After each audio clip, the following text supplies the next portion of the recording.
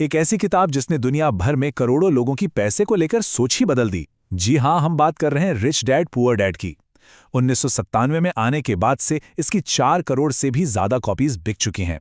तो चलिए आज इसके 6 सबसे जरूरी सबकों को एकदम आसान भाषा में समझते हैं। इस किताब के लेखक रॉबर्ट कियोसाकी बताते हैं कि उनकी परवरिश में 2 पिताओं का हाथ था। एक तरफ थे उनके अपने पिता जो बहुत पढ़े लिखे थे, पर जिन्हें रॉबर्ट गरीब डैड कहते हैं क्योंकि वो हमेशा पैसों के लिए संघर्ष करते रहे। और दूसरी तरफ थे उनके दोस्त के पिता जो सिर्फ 8वीं पास थे, लेकिन हवाई के सबसे अमीर लोगों में से एक बने। रॉबर्ट उन्हें अमीर डैड कहते थे। और इन दोनों की सोच में जमीन आसमान का फर्क था।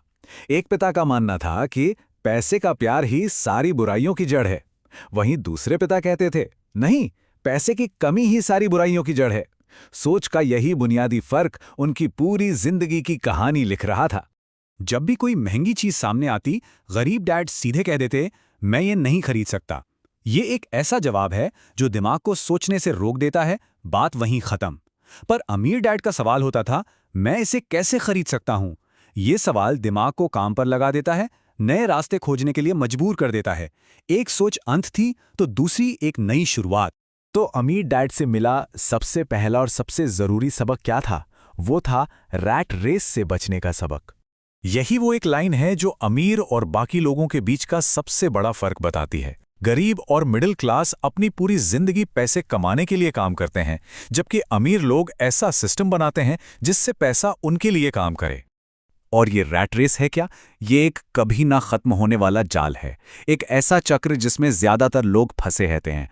नौकरी करो, पैसे कमाओ, बिल चुकाओ और फिर से अगले महीने की सैलरी का इंतजार करो। जिंदगी भर बस इसी दौड़ में लगे रहते हैं, कभी बाहर नहीं निकल पाते। ये चक्र बहुत ही जाना पहचाना सा है ना? नौकरी मिलती है, सैलरी आती है, उस सैलरी से नया फोन, नई कार या ऐसी ही चीजें खरीदी जाती हैं। फिर शुरू होता है ईएमआई और कर्ज का सिलसिला। और अब नौकरी खोने का डर सताने लगता है क्योंकि बिल तो चुकाने हैं।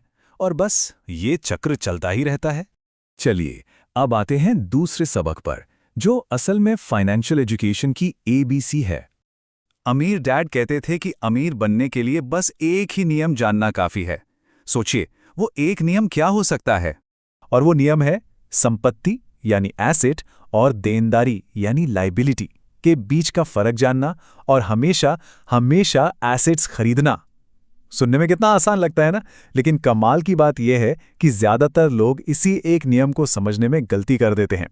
तो एसेट क्या है? बहुत ही सिंपल, कोई भी ऐसी चीज जो आपकी जेब में पैसा डाले, जैसे कोई घर जिससे किराया आ रहा हो या कोई स्टॉक जिससे डिविडेंड मिल रहा हो।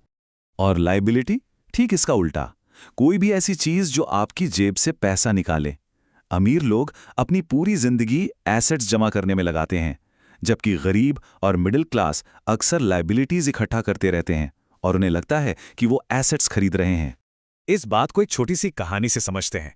सुरेश और रमेश दोनों के पास 10 लाख रुपए थे। सुरेश ने उस पैसे से एक शानदार कार खरीदी जो एक लायबिलिटी है। वहीं रमेश ने उसी पैसे से शहर के बाहर एक जमीन का टुकड़ा खरीद लिया जो एक एसेट है। 15 साल बाद सुरेश की कार की कीमत 0 के करीब थी, लेकिन रमेश की जमीन की कीमत बढ़कर 1 करोड़ रुपए हो चुकी थी। यही है एसेट और लायबिलिटी का असली खेल। तीसरा सबक है अपनी फाइनेंशियल नींव को मजबूत बनाने के बारे में। इसका सीधा सा मतलब है कि अपनी नौकरी मत छोड़िए, लेकिन अपना असली ध्यान अपने एसेट वाले कॉलम को बढ़ाने पर लगाइए।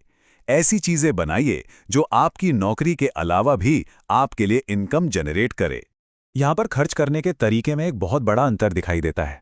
अमीर लोग महंगी चीजें यानी लग्जरीज सबसे आखिर में खरीदते हैं, और वो भी तब जब उनके एसेट्स इतनी इनकम बना चुके हों कि वो खर्चा आराम से निकल जाए।